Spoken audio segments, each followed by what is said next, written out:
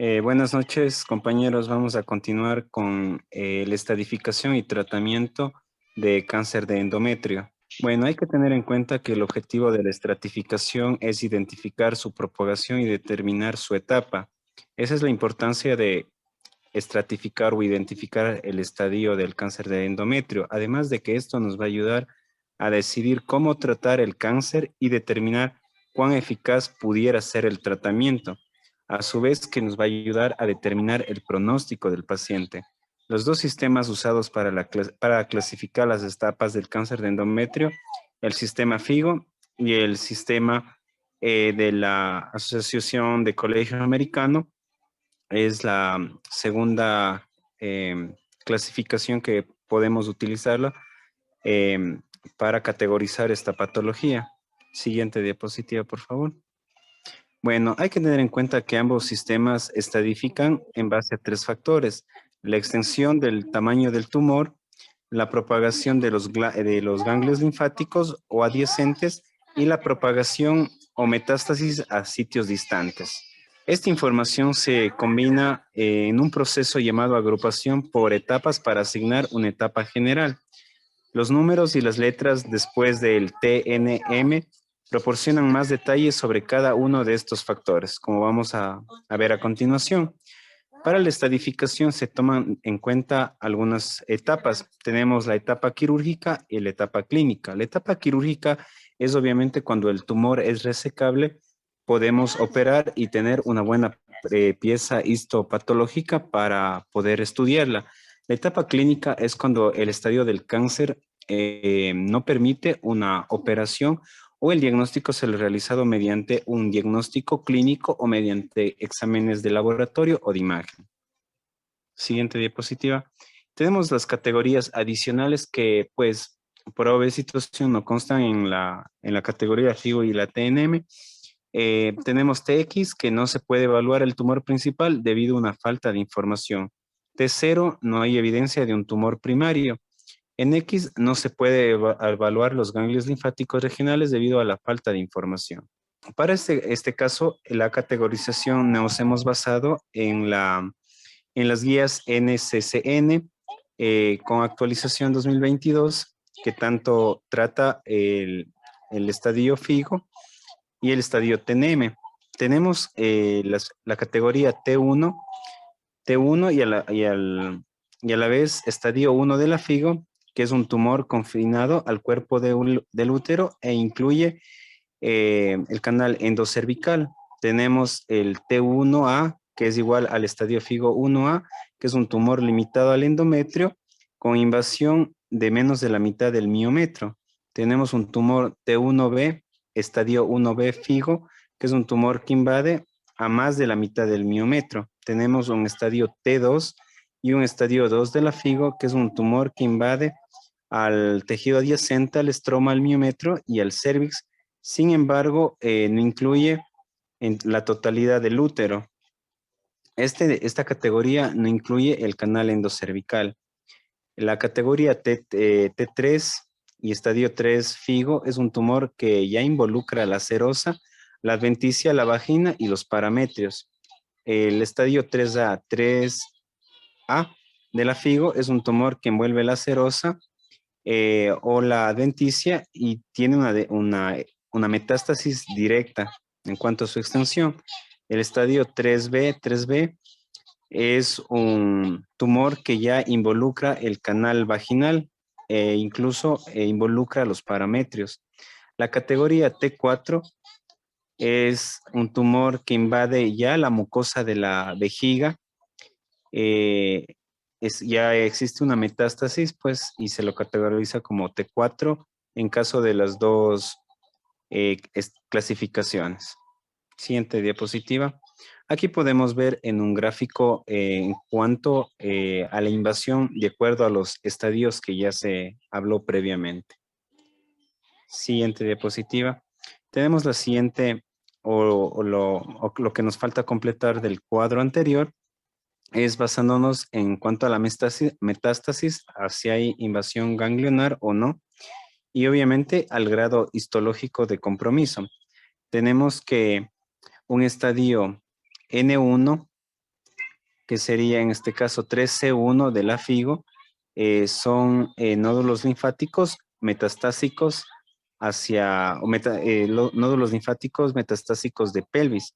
Tenemos tanto el estadio N1, M1, N1A y 3C1, que son metástasis de ganglios linfáticos en general entre un tamaño de 0.2 milímetros, pero que no sobrepasan de 2 milímetros.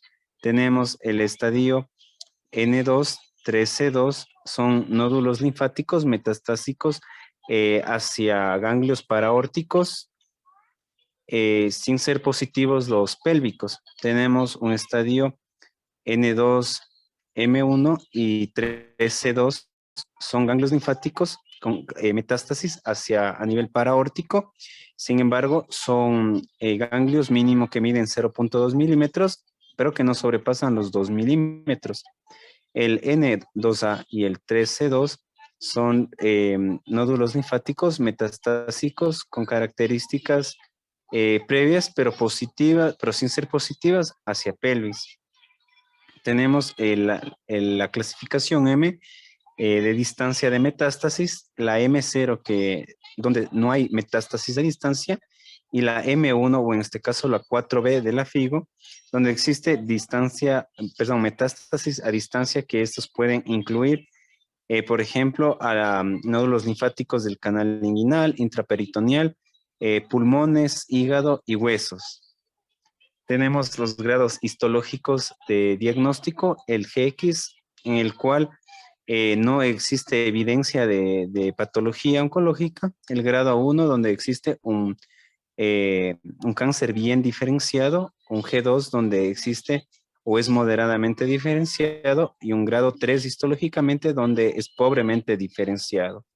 En la tabla 2, a mano derecha, podemos ver que en base a la connotación de los ítems hablados, tanto de la categoría T, la N y la M, se va a hacer un estadiaje en general, o se va a ver un estadio de dicha patología.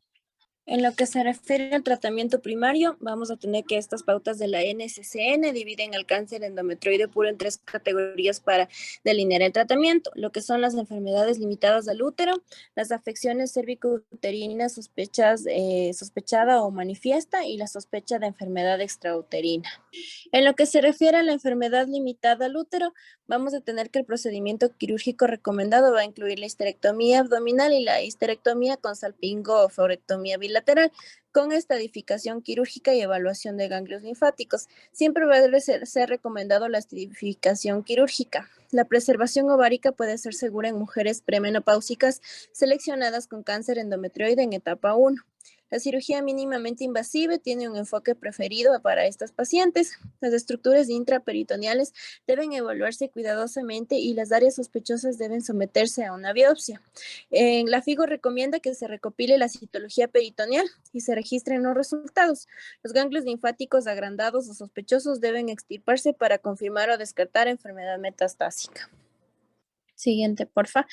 La estadificación quirúrgica incompleta también se puede realizar una nueva estadificación quirúrgica, incluida la disección de los ganglios linfáticos, en función de los resultados de la reclasificación quirúrgica o de imágenes. Y una terapia de preservación de la fertilidad. En el tratamiento primario del cáncer suele ser la histerectomía. Se puede considerar la terapia continua basada en progestágenos para pacientes altamente seleccionadas con enfermedades de grado 1, estadio 1A no invasiva, que desean preservar su fertilidad. Las pautas incluyen un algoritmo de la terapia de conservación de la fertilidad en pacientes seleccionados con adenocarcinoma endometrioide no invasivo en estadio 1A de grado 1, comprobado por biopsia, preferiblemente por dilatación y Legrave. Las pacientes seleccionadas pueden requerir asesoramiento y pruebas genéticas. Las pacientes también deben recibir asesoramiento sobre el hecho de que la terapia de conservación de la fertilidad no es el estándar de atención para el tratamiento del carcinoma endometrial. Siempre la histerectomía más la salpingo-forectomía con terapia de preservación de la fertilidad se recomienda la estadificación quirúrgica después de que se complete la maternidad, si la terapia no es eficaz o si se produce una progresión. La terapia conservadora de la fertilidad no se recomienda para pacientes de alto riesgo, por ejemplo, aquellas con adenocarcinomas endometrioides de alto grado, carcinomas serosos, uterinos, carcinoma de células claras, carcinosarcomas. Pásale, por favor. También vamos a tener que la terapia continua basada en progestágenos puede incluir acetato de megestrol, medroxiprogesterona o un dispositivo intrauterino que contenga levonorgestrel. Se produce una respuesta completa duradera en aproximadamente el 50% de las pacientes.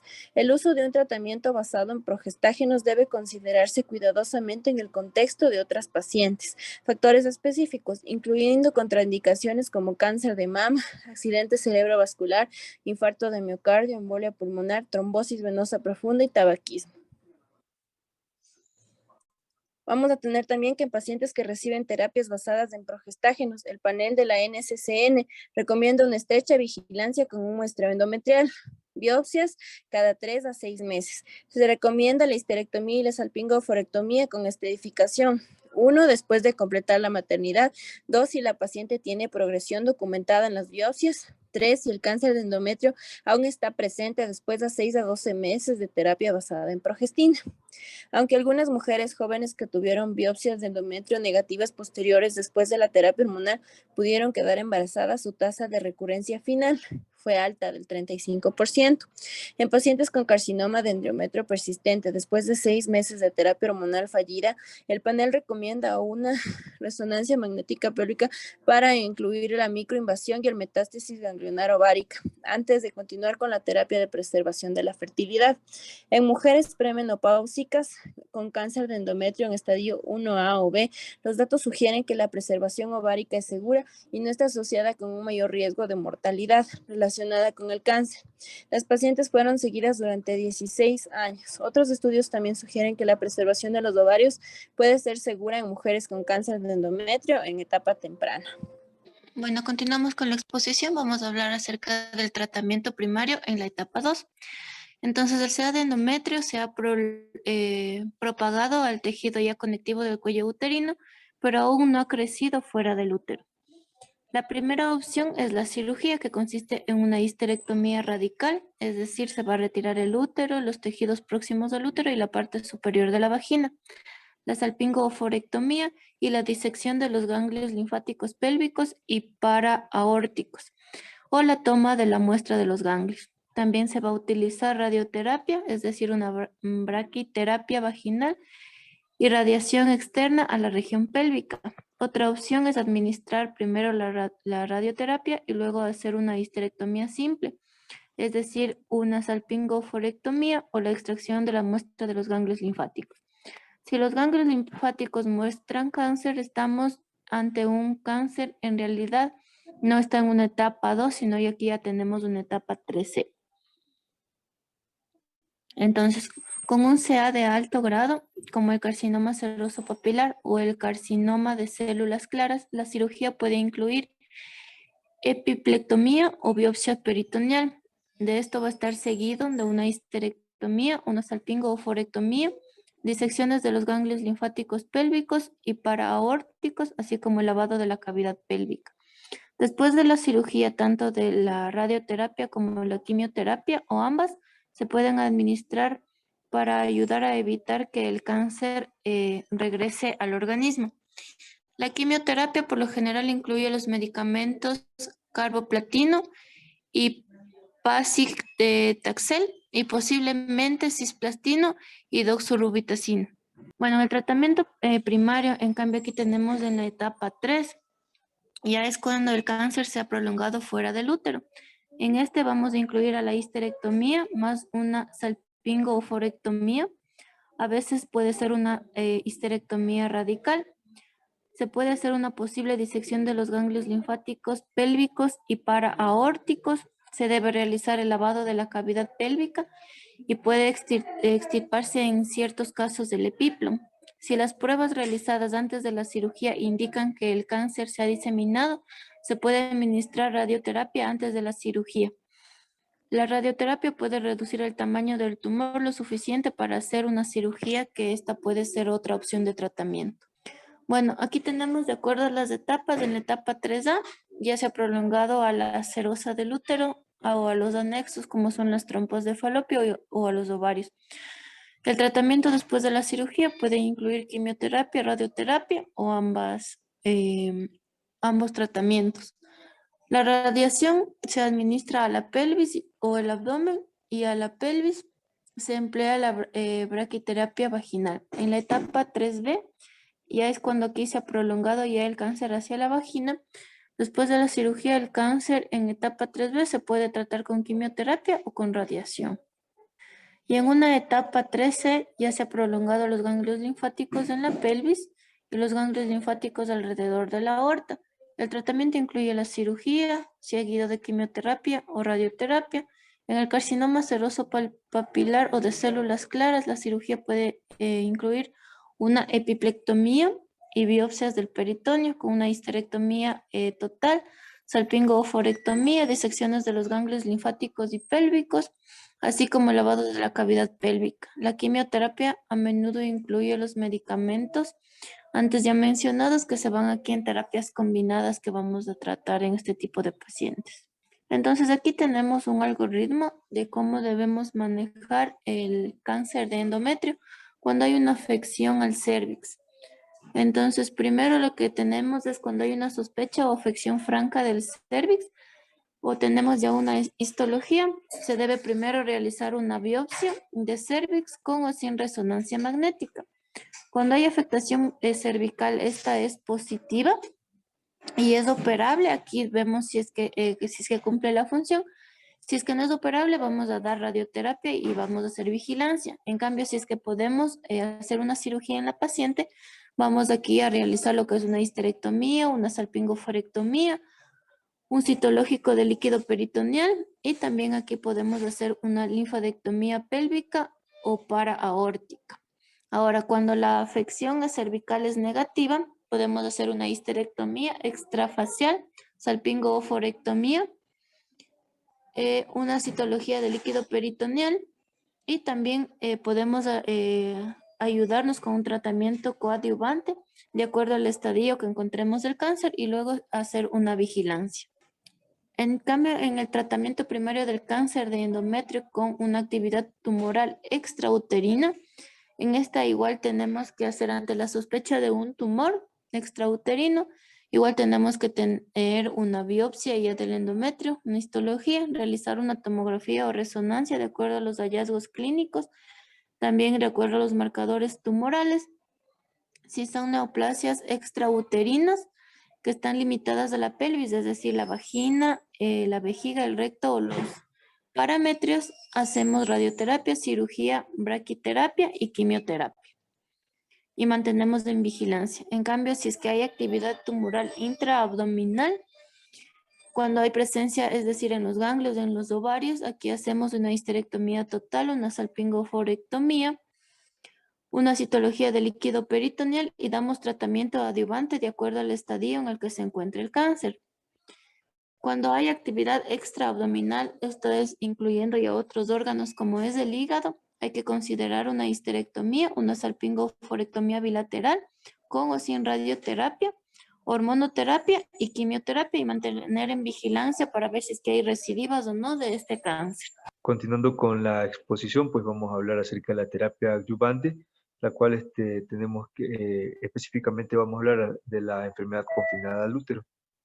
Vemos que el estadio en el momento del diagnóstico y el subtipo histológico del carcinoma endometrial pues, se utiliza para asignar el riesgo de enfermedad recurrente o persistente en bajo riesgo, riesgo intermedio y riesgo alto. Entonces, a esta terapia adyuvante pues, de riesgo intermedio obviamente va a tener algunas características, dentro de las cuales pues mencionamos que el cáncer, pues obviamente si no es un tipo histológico de alto riesgo y es un grado histológico tipo 1 o 2, invasión de menos de la mitad del miometrio o invasión linfovascular. Entonces estas son las características que incluyen riesgo intermedio, entre las cuales tenemos una etapa 1B o un estadio 2, la cual existe un cáncer histológico de grado 3 e invasión de menos de la mitad del miometrio. Es decir, que hay que tener en cuenta que pues, si consideramos que el carcinoma endometrioide de grado 3 invade ya mucho más allá de la mitad del miometrio, pues se considerará de alto riesgo.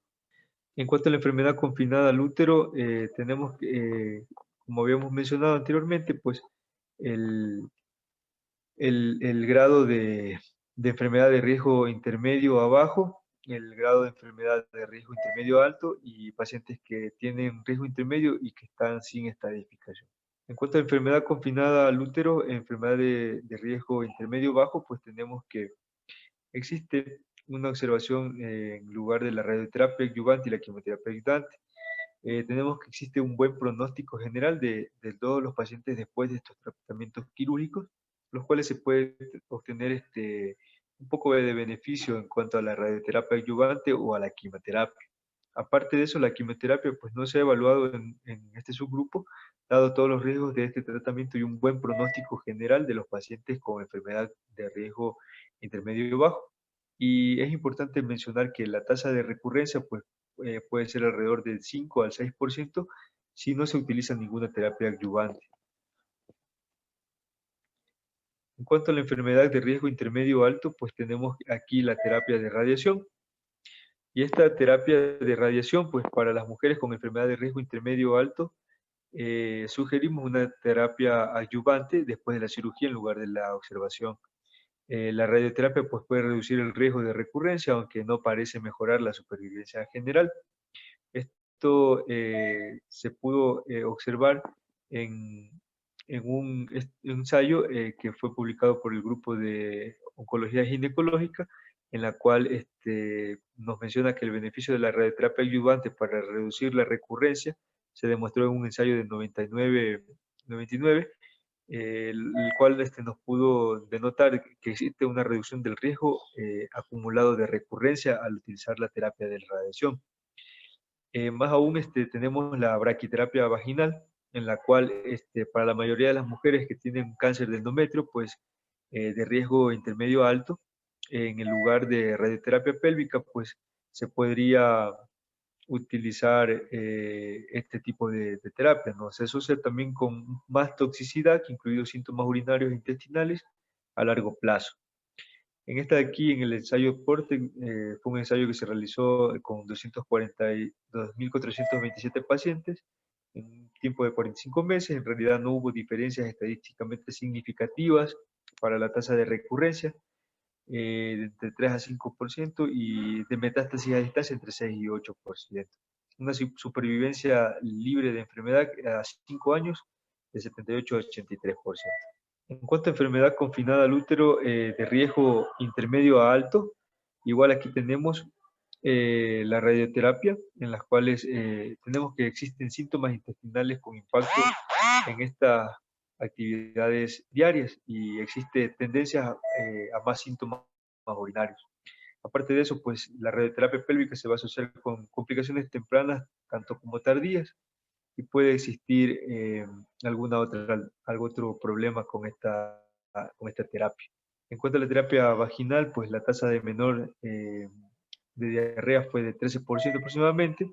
Se va a iniciar de 3 a 6 semanas después de la cirugía y puede llegar incluso hasta 9 semanas para reducir el riesgo de dehiscencia del manguito vaginal. Aparte de eso, pues entre 3 a 5 fracciones que se administran 1 o 2 veces por semana de forma ambulatoria, más o menos es la dosis, y la prescripción depende del número de fracciones y el punto de especies de la dosis. Aparte de eso, pues tenemos que por semana se debería administrar aproximadamente 7 Gray, administradas en una profundidad de 5 milímetros desde la superficie de la mucosa vaginal. Ya, en cuanto a lo que es los estadios avanzados de la enfermedad extrauterina de la terapia adyuvante, tenemos que analizar primero lo que es la diseminación metastásica, si es que es regional a nivel de los ganglios pélvicos y paraórticos. Generalmente esta es la más común y llega a comprender también una diseminación metastásica a nivel de pulmones, ganglios inguinales, supraclaviculares, hacia el hígado, hueso, encéfalo y vagina. Yeah. En cuanto a la estratificación de riesgo para guiar el uso del tratamiento adyuvante, nos hemos estratificado de acuerdo a esta palabra ESMO, en cual se trata de estratificar o buscar lo que son los factores pronósticos y clínico-patológicos que tiene la paciente, buscando primero un estadiaje del cáncer que tenga la paciente por el estadio FIGO. en el cual vamos a valorar la profundidad de la invasión miometrial, el grado de la diferenciación tumoral que tiene la paciente y el tipo de tumor que la paciente tenga. Pues puede presentar un tumor endometroide versus un tumor a nivel de las células serosas y claras, y también hay que valorar la invasión a nivel del espacio linfovascular. Entonces, una vez que ya tenemos la estratificación del riesgo, vamos a basar lo que es el uso del tratamiento adyuvante. Primero, basándonos en lo que es una sospecha de que exista una enfermedad extrauterina, y si es que existe o no disponibilidad para la cirugía primaria, y si es que la enfermedad que tiene la paciente está confinada hacia el nivel del abdomen y la pelvis, y si es que requiere tratamiento adyuvante para la estratificación quirúrgica, teniendo en cuenta que el tratamiento avanzado está indicado en lo que es el estadio 3 con lesión residual y extensión fuera de la pelvis con afectación a nivel de la vejiga o el recto, y cuando existe ya un estadiaje con un metástasis con un estadio 4B. Ya. En cuanto al tratamiento neoadyuvante en sospecha de enfermedad extrauterina, es importante ver que muchos consensos y guías de práctica y también lo que es la guía de la Sociedad Europea para Oncología Médica, que es del ESMO, nos indica que existe un consenso de que las pacientes con enfermedad extrauterina documentada que tienen un mayor riesgo de recurrencia van a necesitar terapia adyuvante. Las pacientes con enfermedad extrauterina limitada a los ganglios linfáticos o a los anexos pueden tratarse solo con tratamiento a base de radioterapia pélvica o de campo extendido. En esto sería en el estadio FIGO 3A, 3B. Sin embargo, la terapia sistémica se considera la base de la terapia adyuvante para pacientes con enfermedad extrauterina. Estaría dentro del estadio 3B, 3C. Ya, el tratamiento neoadyuvante en sospecha de enfermedad extrauterina, es importante mencionar también que para la enfermedad en estadio 3A a 3C, las opciones de tratamiento recomendadas son la terapia sistémica o la radioterapia de haz externo, con o sin braquioterapia vaginal. La braquioterapia vaginal hace referencia a la radiación a nivel de la vagina. Sin embargo, dentro de la braquioterapia siempre hay que tener en cuenta que posterior a este tipo de tratamiento, generalmente las pacientes van a presentar disuria, sequedad vaginal y lesiones a nivel de la vagina. Para la enfermedad en estadio 4A y 4B, la terapia sistémica constituye el pilar del tratamiento y se puede combinar con radioterapia de haz externo y o la braquiterapia vaginal. Un ensayo aleatorizado que se denomina GOC de fase 3 nos informa que las pacientes en estadio 3 y estadio 4 intraabdominal que tenían enfermedad residual mínima se asignaron aleatoriamente a radioterapia abdominopélvica completa versus 7 ciclos de tratamiento combinado con doxorubicina y cisplastino, con un ciclo adicional de cisplastino. Estos informaron que la quimioterapia anteroposterior mejoró la enfermedad, la patología libre de enfermedad y la patología en general en comparación con la radioterapia abdominopélvica completa. Sin embargo, la toxicidad aguda es mayor en el brazo de la quimioterapia. La quimioterapia anteroposterior mejoró también en conclusión, este estudio menciona que la quimioterapia anteroposterior mejoró la patología patología libre o la persona que está fuera de la enfermedad o también de recurrencia con la enfermedad en general en comparación con la radioterapia abdominopélvica completa. Sin embargo, como les mencionaba, la toxicidad va a ser mayor en este grupo de pacientes. Las recurrencias fueron frecuentes en ambos brazos de tratamiento, ocurriendo en la pelvis y en el abdomen. Aproximadamente el 52% de las pacientes con carcinoma endometrial avanzado tuvieron recurrencias, lo que indica la necesidad de mejoras terapéuticas adicionales en esta población de pacientes de alto riesgo. Entonces es muy importante tener en cuenta que las pacientes que tienen estadio 3 y 4 y que tienen indicada cirugía, se hace la cirugía y posterior a esto van a requerir tanto terapia sistémica como la radioterapia de brazo extendido o la braquiterapia vaginal. El tratamiento coayudante a la intervención quirúrgica, es importante mencionar que la braquiterapia se va a utilizar en dos casos. Uno, en pacientes con úteros intactos y en segundo, cuando se va a hacer para tratamientos localizados de metástasis a nivel vaginal. La radioterapia se dirige a sitios presuntivos de crecimiento tumoral y en estos vamos a incluir la EBRT y la braquioterapia como tal. Los estudios de imagen son fundamentales para la toma de decisiones en este tratamiento, ya que nos aportarán los sitios anatómicos donde tenemos que hacer la introducción de la braquioterapia para poder lograr un tratamiento efectivo. Además de los estudios de profundización de imagen, nos ayudarán también para ver la extensión de las lesiones, para de esta forma poder direccionar de mejor manera la actuación a nivel pélvico de la braquioterapia, incluyendo los sitios de posibles metástasis y proliferación de las zonas tumorales. La siguiente. La radioterapia pélvica debe incluir los sitios de lesión como son las ilíacas comunes externas, las ilíacas internas, el parametrio, el tercio superior de la vagina y el tejido paravaginal, además de los ganglios presacros. Cuando nos referimos a la radioterapia extendida, se debe abarcar toda la pelvis, además de la cadena ganglionar, que se debe completar hasta la ilíaca común y la paraórtica. La siguiente, por favor. Las dosis para la enfermedad deben ser corregidas con diagnóstico microscópico entre 40 a 50 grays y en casos de que sean tratamientos postquirúrgicos donde se evidencia la presencia de focos aislados mediante estudios imagenológicos de zonas tumorales o de lesiones tumorales, se debe utilizar como recomendación una dosis de entre 60 a 70 grays. En casos donde se observe la presencia de metástasis a nivel de cadenas nodulares, la recomendación es utilizar 60 a 65 grays. En caso de que un tratamiento postquirúrgico con seguimiento se vuelva a evidenciar un neoadjunto, se le recomienda dosis de radioterapia entre los 45 y 50 grays, además de dosis valoradas entre terapias altas o bajas. Dentro de esto se puede observar que hay consideraciones en esquemas de tratamientos nuevos, donde se puede valorar tratamientos repetitivos de dosis continuas y versus dosis elevadas con tendencia a disminución. Todo esto en función de los efectos secundarios que produce este tipo de tratamiento sobre la paciente. La siguiente. Como tal, la braquioterapia tiene su utilización común en una intervención postquirúrgica. Es la colocación de un dispositivo que va a emitir una radiación específica a una zona o situación en especial. Dentro de nuestro caso, a nivel vaginal. Como recomendación se la debe iniciar entre las 6 y 8 semanas posterior al tratamiento y no quirúrgico y no debería reiniciarse más tardío que las 12 semanas. Se debe considerar en el esquema de tratamiento la superficie vaginal afectada por la administración de la dosis y el objetivo principal que debe enfocarse en el tratamiento de los 2/3 superiores de la misma.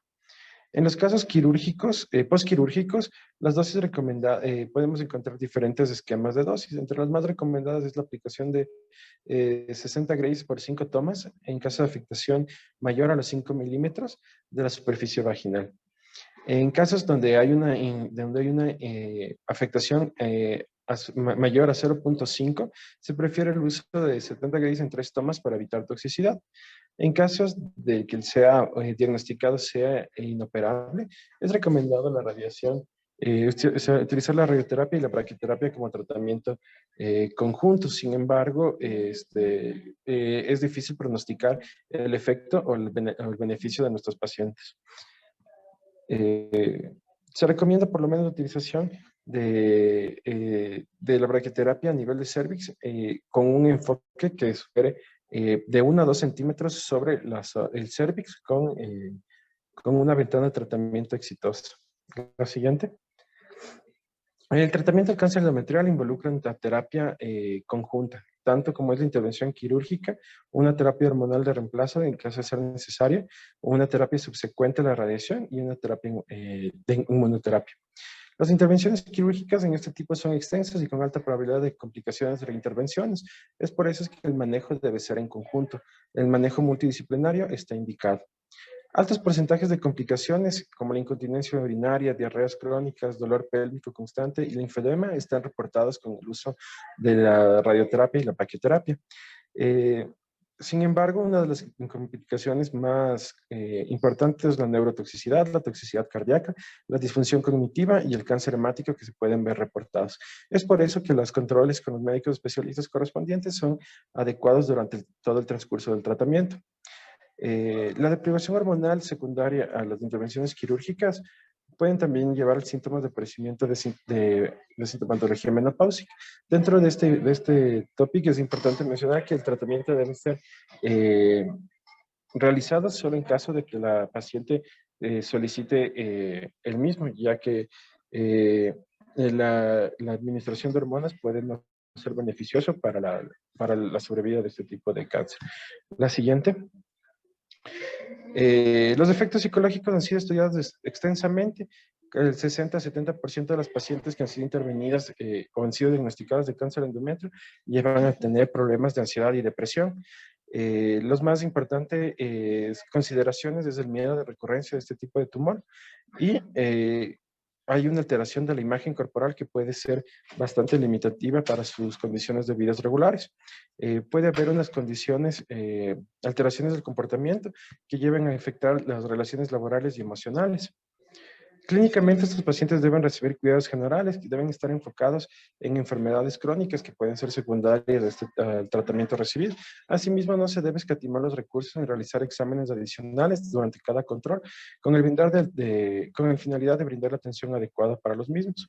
El acompañamiento de las personal de salud es imprescindible, además debe ser rutinario. Ya, en cuanto a lo que trata en relación al tratamiento de la enfermedad recurrente o metastásica, es fundamental tener en cuenta la enfermedad localizada. Siguiente.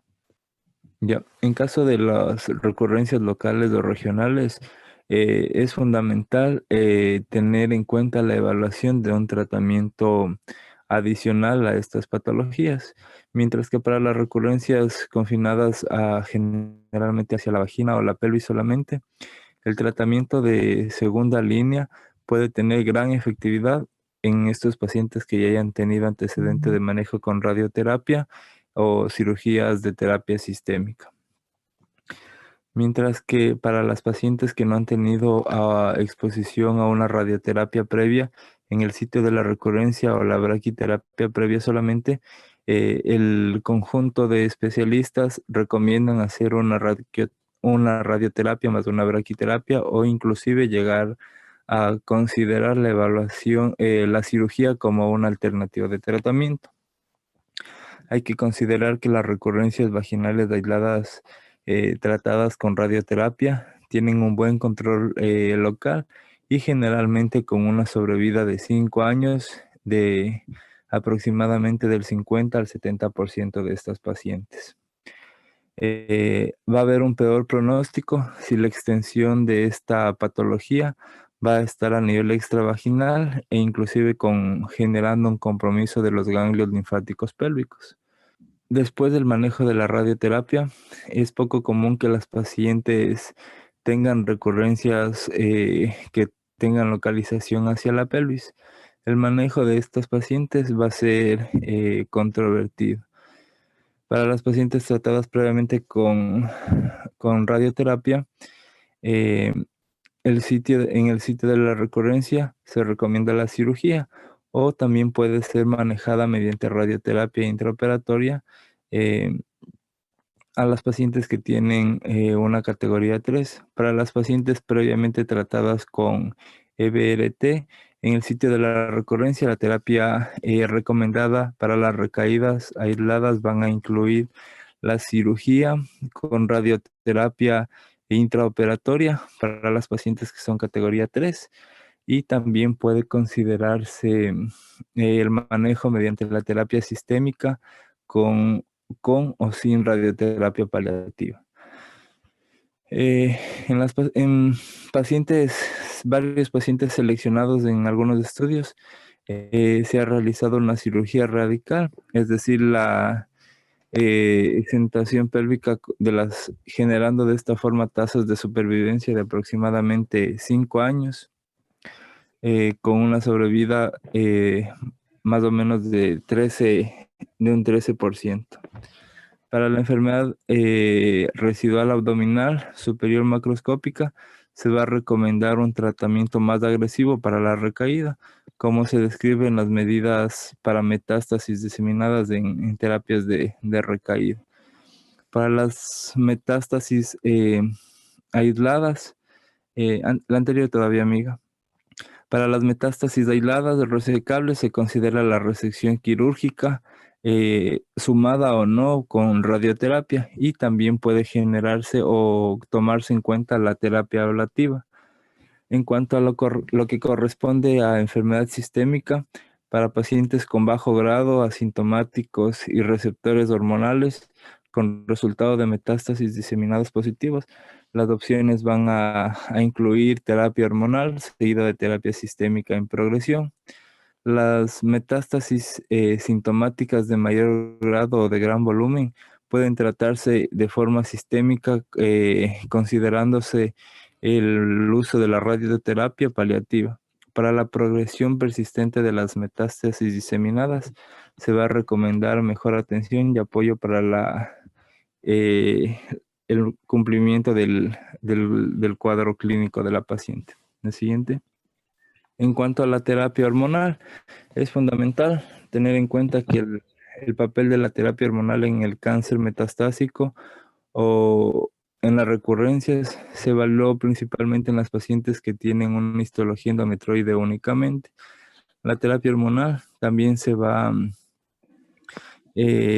a usar en pacientes que han tenido antecedentes de recaída y que han tenido previamente uso, manejo con radioterapia. Dentro de los agentes hormonales para tratar la enfermedad metastásica se va a incluir almegestrol alternando con tamoxifeno. También se puede considerar el uso de progestágenos solos, como los inhibidores de la aromatasa, tamoxifeno solo, o sumarlo con fulvestrant.